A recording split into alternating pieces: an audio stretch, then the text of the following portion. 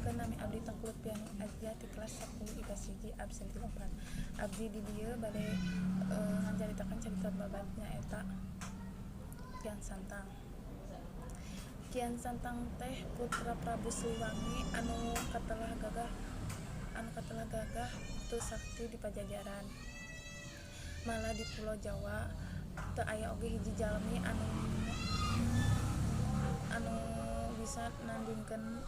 bisa nandingkeunana kasaktianna. Dina hiji waktu Kian Santang kadehes karamana unjukan yen dirina teh hayang ningali getih sorangan,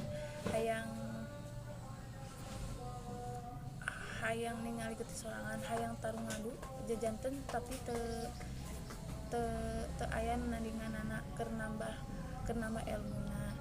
Kian Santang terus tatapa ari tempatna di Patrasan Sukamulya Ciamis. Tina Patrasan teh Kian Santang hayang sakti kudu numiang pamukah nepuan Bagenda Ali teh Bagenda Ali teh menang pituduh nu hayang saktina teh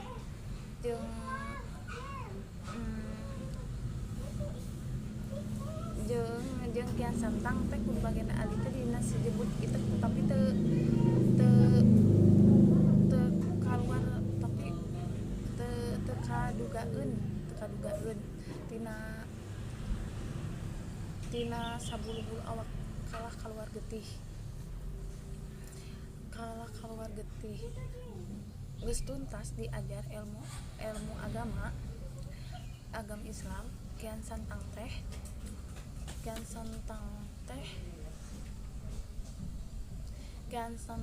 teh mulang ka Pulau Jawa di Pajajaran.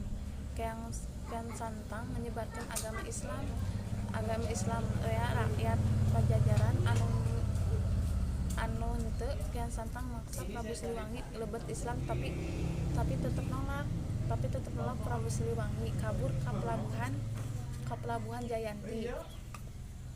Tapi Prabu Siliwangi teu kersaeun ngalawan kaputrana terus ngahalang baratna ngawujud nyarumputna Prabu Siliwangi jeung barat-baratna anjog ka wewengkon Pakidulan Banten. Saterusna di daerah Tasikmalaya dibarengan Syekh Haji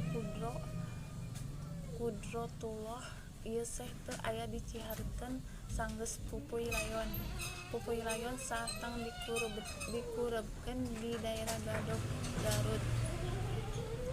Cekap sakieu nu tiasa dihaturkeun.